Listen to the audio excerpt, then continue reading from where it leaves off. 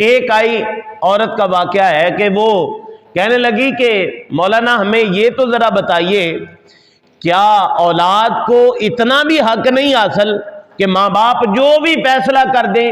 وہ چاہے اولاد کے حق میں بہتر ہے یا نہیں بہتر، وہ رشتہ دار جو ہمارے نئے بننے والے ہیں، جس بندے کا انتخاب کیا جا رہا ہے، ماں باپ صرف اس کی دولت کو دیکھ رہے ہیں،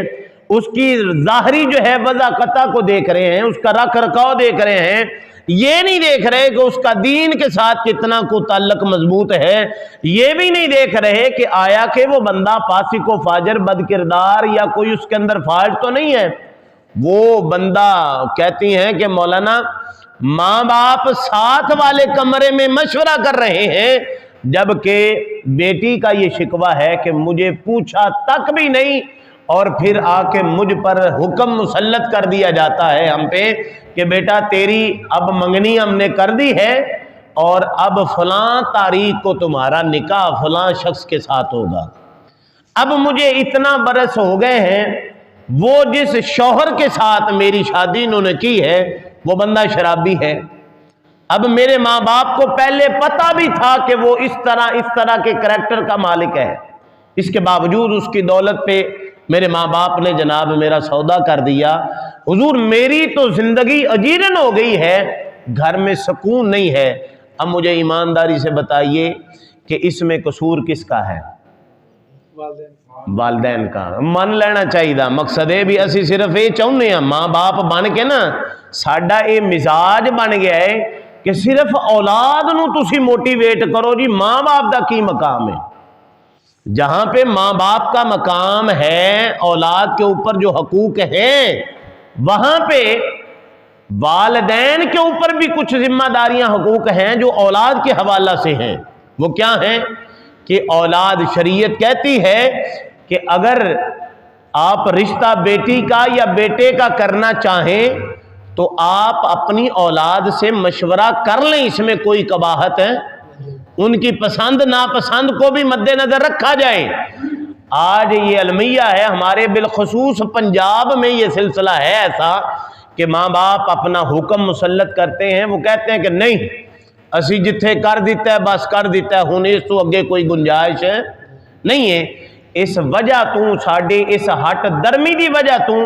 معاشرے دے اندر خرابی پیدا ہوندی ہے۔ اولاد دی جدوں مرضی نہیں، میں یہاں پہ اولاد کو اکسا نہیں رہا، میں اس بات کے بھی خلاف ہوں کہ اولاد ماں باپ کی رضا سے ہٹ کے کورٹ میرج کا سہارا لے اور یا اسی طرح بھاگ کے کہیں اور بے راہ روی کا شکار ہو۔ اولاد سے میں یہ کہوں گا کہ وہ اپنے ماں باپ کی رضا میں راضی ہو کر جہاں وہ کرنا چاہیں افہام و تفہیم کے ساتھ مل جل کے پیار و محبت کے ساتھ کمپرومائز کر کے ان کی رضا میں راضی ہو کے ماں باپ کی دعائیں لینی چاہیے۔ ایک جنون ہوتا ہے جوانی کے اندر نوجوانوں کو کہ ہم نے جناب ماں باپ فلاں جگہ پہ نہیں رشتہ کر رہے تو ہم کورٹ میرج کر لیں گے جی، ہمارے پاس آپشن ہے تو ہمیں تو جناب قانون بھی سیفٹی دے گا، ہمیں کون پوچھنے والا ہے۔ رب کعبہ کی قسم ہمارے پاس ایسے سینکڑوں واقعات ہیں جو ماں باپ کو ناراض کر کے یوں بھاگ کے شادیاں کرتے ہیں، کورٹ میرج کرتے ہیں یا بے راہ روی کا شکار ہوتے ہیں۔ یہ چند دن کا عاشقانہ ایک ماحول عشقی مشوقی کا وہ محب اور محبوب کا سلسلہ رہتا ہے، ہمیشہ جو دوام ہے وہ اس رشتے میں ہے جس میں ماں باپ کی رضا شامل ہوتی ہے۔ خاندان کی دعائیں اور ماں باپ کی دعائیں جس میں شامل ہوتی ہیں، ہمیشہ رشتے وہی قائم اور دائم رہتے ہیں۔ یہ ہمارے چونکہ اس ٹاپک پہ اکثر و بیشتر کم گفتگو کی جاتی ہے، اس وجہ سے آپ ہل جل بھی نہیں رہے اور سبحان اللہ یا واہ واہ یا ٹھیک جو بھی ہے بھی گل صحیح ہو رہی ہے یا غلط ہو رہی ہے، آپ اس میں تائید نہیں کر رہے، کیونکہ ہم نے صرف وہ کرامات تک یا فضائل تک کی چیزیں جو ہے نا محدود کر رکھی ہیں۔ تو اصلاح معاشرہ کے طور پر یہ چیزیں بھی ضروری ہیں کہ اولاد کو پتہ ہو کہ ماں باپ کے حقوق کیا ہیں، اور ماں باپ کو بھی پتہ ہو کہ اولاد کی ذمہ داریاں اور حقوق ہمارے اوپر وہ کیا ہیں، کم از کم ان کا ہمیں علم ہونا چاہیے۔ تو امام الانبیاء صلی اللہ تعالی علیہ وسلم کے غلاموں، کریم آقا نامدار مدنی تاجدار صلی اللہ علیہ وسلم کے غلاموں، جب امام الانبیاء صلی اللہ تعالی علیہ وآلہ وسلم آپ نے، اب دیکھیں میں نے عرض کیا نا کہ اولاد سے مشورہ لے لینا چاہیے۔ اب آئیے حضور نبی رحمت صلی اللہ علیہ وسلم کی تعلیمات، حضور کا طرز عمل، کریم آقا علیہ الصلوۃ والسلام کے صحابہ موجود ہیں، حضرت جناب ابو بکر صدیق، حضرت جناب عمر فاروق رضی اللہ تعالی عنہما، جناب عبد الرحمن بن عوف، یہ صحابہ نے مشورہ دیا پیارے علی پاک کو کہ اے علی آپ حضور کی بارگاہ میں جائیے گا اور حضور سے جا کے آپ کی جو سب سے پیاری شہزادی، چھوٹی شہزادی ہیں حضرت سیدہ فاطمہ الزہرا سلام اللہ علیہا، آپ ان کا رشتہ مانگ لیجئے گا۔ حضرت مولا علی پاک شرما رہے ہیں، تو آپ بالآخر چلے گئے ان کے کہنے پر۔ جب گئے حضور کی مجلس میں بیٹھے، امام الانبیاء صلی اللہ علیہ وسلم وہ جو غیب دان نبی ہیں، جو دلوں کے احوال بھی جانتے ہیں، امام الانبیاء صلی اللہ علیہ وسلم نے پیارے علی کے آنے کا مقصد بھانپ لیا، فرمایا علی فاطمہ کے رشتے کے حوالے سے آئے ہو؟ فاطمہ کے رشتے کے سلسلے میں آئے ہو؟ تو شرماتے ہوئے آپ نے نگاہیں جھکا کے عرض کی حضور اسی وجہ سے حاضر ہوا ہوں۔ کریم آقا نامدار صلی اللہ علیہ وسلم آپ نے انشاءاللہ فرمایا، ہاں نا میں نے انشاءاللہ فرمایا۔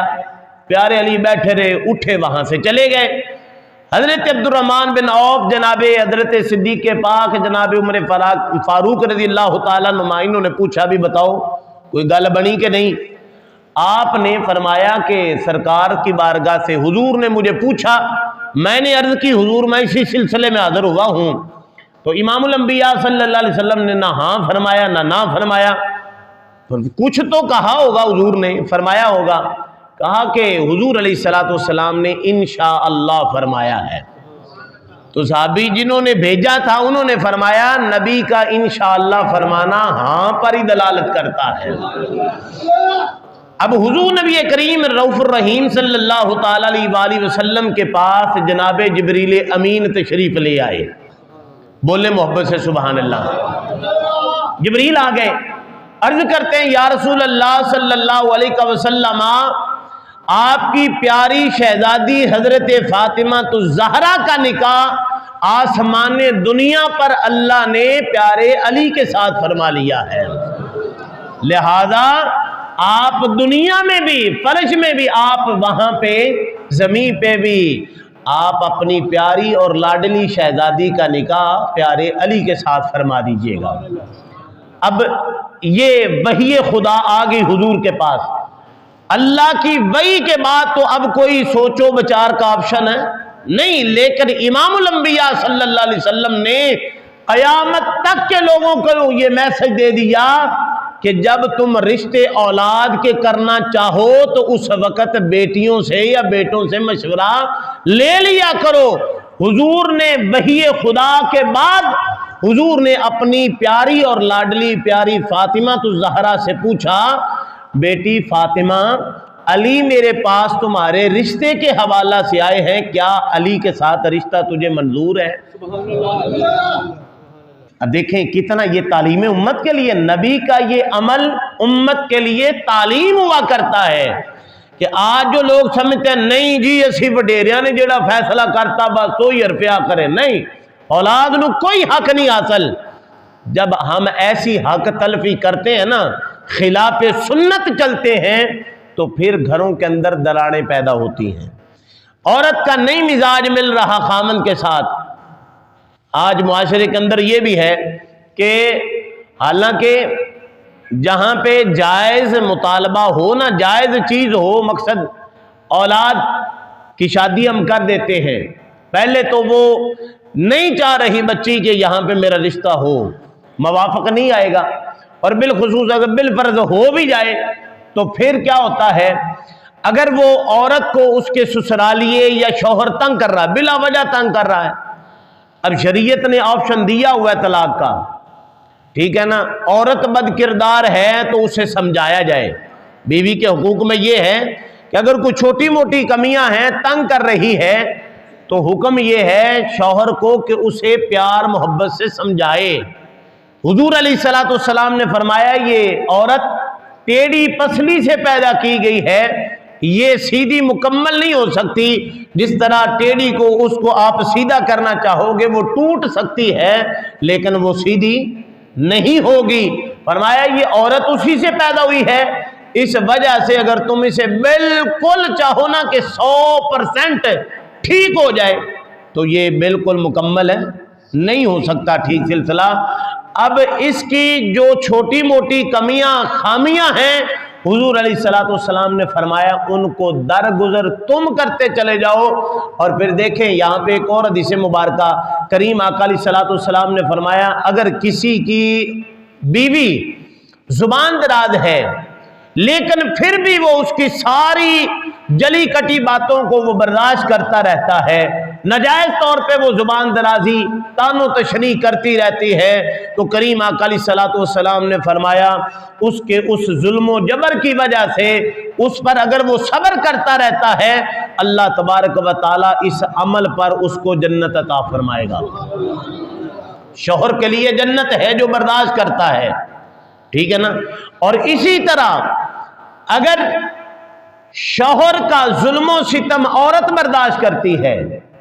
تو فرمایا اس پر وہ صبر کرتی ہے، یہ نہیں کہ ایک ایک بات جا کے اپنے میکے میں بتاتی رہے۔ اب جانا تو دور کی بات، فون پہ جناب ساری اپڈیٹ ہو رہی ہوتی ہے، تو اس سے بھی گھروں کے اندر خرابیاں پیدا ہوتی ہیں، ان چیزوں سے بھی پرہیز کرنا چاہیے۔ تو میں عرض کر رہا تھا امام الانبیاء صلی اللہ علیہ وسلم نے یہ تعلیم دی ہے کہ اللہ کی وحی آ گئی، اس کے باوجود سرکار اپنی پیاری شہزادی سے مشورہ کر رہے ہیں کہ علی رشتے کے حوالہ سے حاضر ہوئے تھے، کیا تمہیں یہ رشتہ منظور ہے؟ تو سیدہ فاطمہ رضی اللہ تعالی عنہا جنہوں نے سرکار کی بارگاہ سے تربیت حاصل کی ہے، عرض کی ابا جان آپ کا فیصلہ مجھے منظور ہے، تو یہ رشتہ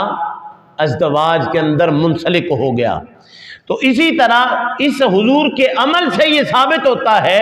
کہ جب بھی ماں باپ رشتہ کرنا چاہیں تو اولاد سے مشورہ کر لیں، اگر آپ نہیں کریں گے تو بعد میں خرابیاں پیدا ہوں گی، ان کو بھی تو فیس کرنا ہے نا۔ اب پہلے اگر مشورہ کر لیں گے تو اس میں کوئی حرج، اپنی انسلٹ نہیں سمجھنی چاہیے، یہ نہیں کہ ساڑی ان گل نہیں رہی دیتے سی۔ اور پھر یہ بھی گھروں کے اندر تباہی کا سبب یہ چیزیں بھی بنتی ہیں، اگر عورت رو رہی ہے، شکوہ کر رہی ہے کہ میرے اوپر ظلم و ستم ہو رہا ہے، اب عورت کے ذمہ میں جتنے بھی، اب ایک عورت بیائی جاتی ہے نا کسی کے گھر کے اندر، تو جاتی ہے وہ، تو اس کے اوپر اس کے شوہر کے معاملات ہیں، اگر وہ شوہر کے ماں باپ کی خدمت کرتی ہے یا باقی گھر والوں کی خدمت کرتی ہے تو یہ ایک ایکسٹرا ان کے دلوں کے اندر محبت پیدا کرنے والی اور جگہ لینے والی بات ہے، لیکن یہ بات ذہن میں بٹھا لیں کہ شرعی طور پر اس کی ذمہ داری میں یہ چیز بولو چیز اسی تے پورے دا پورا خاندان جناب وہ بڈھی دے سر تے پایا ہوندا ہے بھی جناب ایک ٹائم دی انہیں کو 18-20 روٹیاں یا 50 روٹیاں پکاؤنیاں نے، کیوں بھائی شریعت اس کے اوپر یہ لازم کر ہی نہیں رہی، تم نے اہمیں بلا وجہ اس کے اوپر جناب یہ زیادتی کر رہے ہو، تو یہ زیادتی اس طرح کی نہیں کرنی چاہیے۔ اگر کوئی اچھی تربیت والی ہے، اگر وہ کر رہی ہے تو اس پر اسے داد دینی چاہیے، اس کو اپریشیٹ کرنا چاہیے، اس کی جناب حوصلہ افزائی بھی کرنی چاہیے۔ اگر کوئی اچھا کام، اچھا کھانا بناتی ہے، گھروں کو بحال کرنے میں ایک یہ بھی عمل ہے